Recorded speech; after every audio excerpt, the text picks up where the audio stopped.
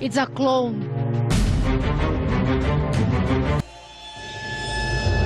Merhaba arkadaşlar, ben Nigma. Amerikalı rock şarkıcısı Avril Lavigne hakkında geçtiğimiz senelerde ortaya atılan bir iddia herkesi düşündürdü. Şu an Avril Lavigne olarak bildiğimiz kişi aslında 2013 yılında ölen gerçeğinin bir kopyası mıydı?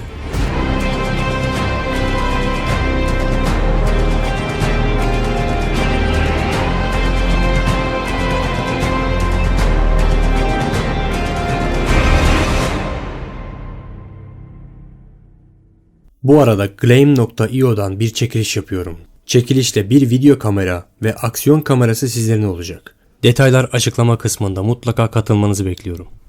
Videoyu sonuna kadar izleyin. Kanıtlar video sonuna kadar devam edecektir. Avril Ramon Lavigne. Herkesin bildiği adıyla Avril Lavigne. 27 Eylül 1984 yılında doğan ünlü şarkıcı, 2000'li yılların en hızlı yükselen ismiydi. Dedesini kaybetmesi ve eski albümündeki başarıyı yakalayamaması onu çok yıpratmıştı. Birçok kişi 2003 yılından sonra yavaş yavaş bir şeyi fark etmeye başladı. Avril sanki başka biri gibiydi. Giyim tarzı, şarkı tarzı, hatta sesi. Bunlar sanki eskisi gibi değildi.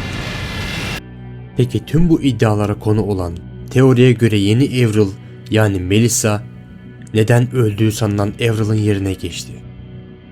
Bu soruya cevapları ise şöyle. Avril Lavigne kendisine oldukça benzeyen Melissa ile tanışır ve onu ara sıra magazincilerden kurtulmak için kullanır. Bu süre boyunca çok iyi arkadaş olan ikili bu şekilde devam etmektedir. Yine teoriye göre Avril'in 2003 yılındaki intiharının ardından plak şirketi Avril'in zirvede bir sanatçı olduğunu söyleyerek ailesini Avril'in adını yaşatmak konusunda ikna eder ve ona oldukça benzeyen Melissa'yı gizlice eğitirler. Ve Melissa, Avril hakkında bilmediği her şeyi öğrenir. Fotoğraflanırken dikkat çekmemesi için vücudundaki izlerin hepsi Melissa'ya da uygulanır. Tüm bunlar sadece duyumlar ve varsayımlar olup kesin bilgiler değildir. O günden bu yana Avril'in öldüğüne dair iddiaların ardı arkası kesilmedi. Ta ki dikkatlerden kaçan bazı şeyler fark edilene kadar. İlk olarak yüz hatlarının benzemediği konusunda birçok resim ortaya atıldı. İki resme baktığımızda ilk dikkat çeken şey burun kısımları. Öldüğü iddia edilen Avril'in burnunun orta kısmı daha genişken, sahte olduğu iddia edilen Avril'in daha ince olduğu net şekilde görülebiliyor.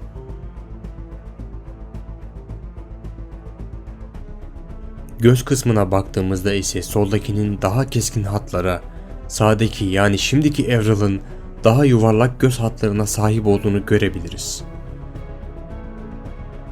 Biraz yandan çekilen resme baktığımızda da oldukça ciddi farklar var gibi görünüyor.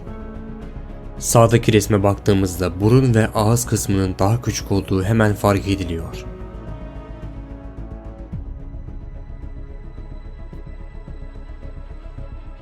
Paylaşılan bir diğer resim ise yine oldukça ilginç. Kulak yapısı işaretli yerler bakımından farklılıklar taşıyor. Tüm bunlar dışında önemli birçok video ve görüntü bulunmakta. Avril'in doğum lekeleri.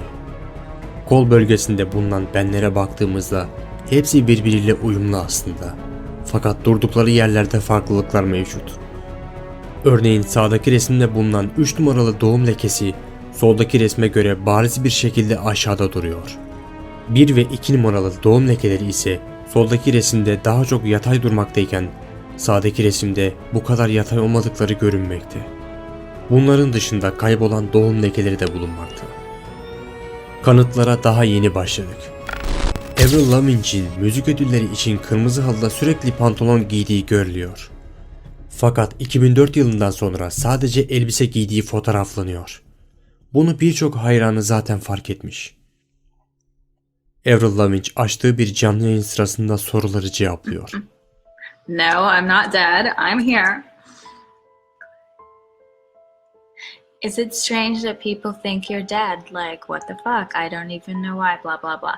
Yeah, it is weird. I think they don't have anything else to talk about right now. So at least they're talking. Yeah, it's this huge rumor.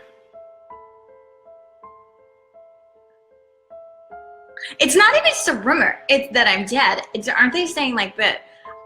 Like I'm an imposter. I'm an imposter. Mm-hmm. Damn. Do I like look that different? But then at the same time, other people will say that I haven't aged, and they'll take pictures of me from like way back and like now and be like, oh my gosh, she doesn't age. She looks the same. So it kind of doesn't really make any sense. I think people are just bored and they need something to talk about. Well. Burada oldukça sakin cevapladığı soru bir başka televizyon programında da soruluyor. Reading on the internet, and some people say that you were died, and this is a clone of you. Have you read about this? I didn't hear about it. I just hear about it from. I'm hearing about it from you. Mas existem provas que você não é a Avril Lavigne. Well, I'm here. And I'm in Brazil. Não é On verdadeiro. tour. It's a clone. Yerine klonunun geçtiği sorulduğunda surat ifadesinin değiştiği ve biraz endişelendiği fark ediliyor. Verdadeiro. It's a clone.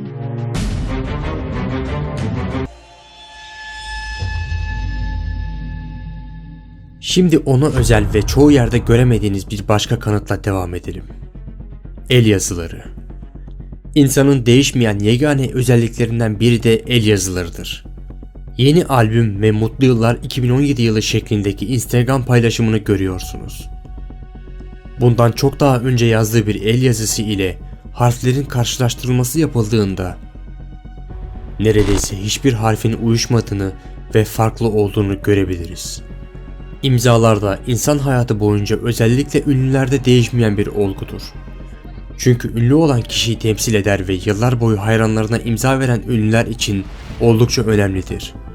Şimdi Avril Lavigne'in eski ve yeni imzalarını karşılaştıralım. Solda duran Let Go albümü, 2002 yılı piyasaya çıkış tarihi. Sağdaki ise Under My Skin albümü, 2004 piyasaya çıkış tarihi. İki imzanın farklı noktalardan birbirine benzemediğini söylemek zor olmaz. Her imza aynı olmaz elbette, fakat her imzanın tutarlılığı olmak zorundadır. Burada imzanın başlangıçları farklı.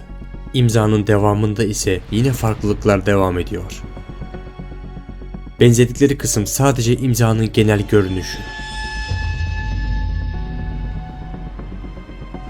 Bu resmin Melissa Vandella tarafından paylaşıldığı iddia ediliyor. Resimde Avril Lavigne olarak bildiğimiz kişinin elinde Melissa yazıyor. Bir başka resimde Avril ile Melissa yan yana getirilmiş. Boyu ve yüzündeki farkları belirtilmek istenmiş. Şimdi ses bakımından karşılaştırılmasına geçelim. Eski ve yeni şeklinde paylaşacağım, dikkatle dinleyin. Sit here and ramble on because I need people to understand that. I'm gonna have people through this DVD get to know who I really am and how messed up this business is and what it feels like to be in my shoes. Definitely I feel like my life's been documented and everyone's got to, see me grow and change, all on cameras. It's just always been in me. Always, people would come over to the house, I'd stand up on the kitchen table and start singing, like, everyone look at me. And like my mom kept bugging everyone to let me sing. Like, my daughter can sing, she can sing, you have to let her sing. Yeni olarak paylaştıklarında sesin daha ince olduğunu düşünüyorum. Siz de bu konuda bana katılıyor musunuz? Şimdi ise aynı şarkıyı okudukları bir parçaya ve ses analiz diyagramına birlikte bakalım. Mama, take this badge off of me. I can't use it anymore. It's off of me. 'Cause I can't use it anymore. It's getting dark, too dark to see.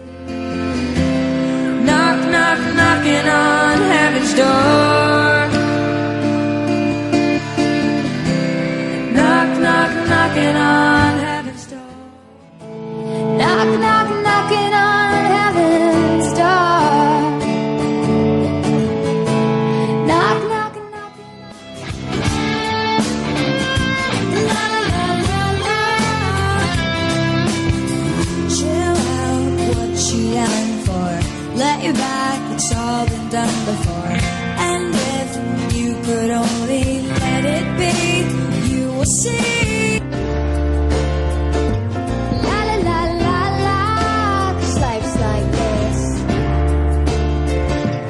La la la la la, chill out, what you yelling for? Lay back, it's all been done before. And if you could only let it be, you will see. Seslerde farklılıklar mevcut gibi gözüküyor. Bu işi profesyonel olarak yapanlar yorumlarda mutlaka yazsın. 2003 yılı Aralık ayında Lyme hastalığına yakalanan Avril o günleri anlatıyor. Bedridden last October, and I was in Los Angeles, and it was like literally like the worst time of my life.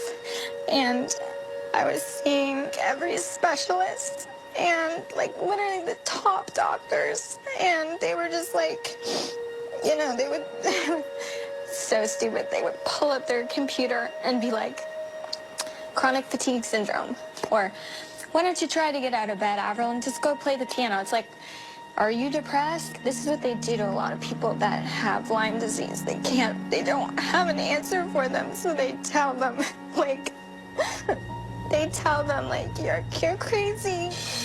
Her nightmare began while out on tour. I woke up and I had like night sweats, and I felt like I had the flu, and this went on and off for a month. And I saw my doctor right away, got blood tests, got swabbed, and they didn't really know what was wrong with me. So when did you first suspect that it might have been Lyme disease? Probably 2 months into having it. Avril hakkında atılan iddialar dışında bunu saçma bulanlar da oldukça fazla. Vücudundaki değişikleri estetik ameliyatların sebep olduğunu, örneğin burnunu beğenmediğinden ameliyatla incelttiğini, giyim tarzı olarak değişme sebebinin olgunlaştığı için olduğunu, sesindeki değişikliğin ise geçirdiği Lyme hastalığından kaynaklandığını belirtenler de oldukça fazla. Ve söyledikleri baktığımızda oldukça mantıklı. Fakat tutarsız birkaç nokta var. Öncelikle geçirdiği hastalık Aralık 2013 yılında ortaya çıktı. Sesindeki değişiklikler ise 2004 yılından sonra başlıyor.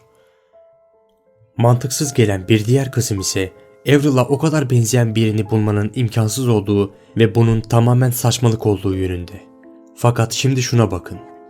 The Oprah Show'da iki farklı insan. Birbirlerini ilk kez görüyorlar.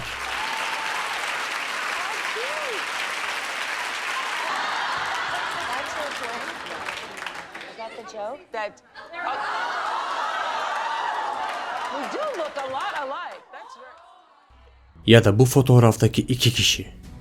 Birbirlerini Facebook'tan görmüşler. Ayırt etmek oldukça zor, öyle değil mi?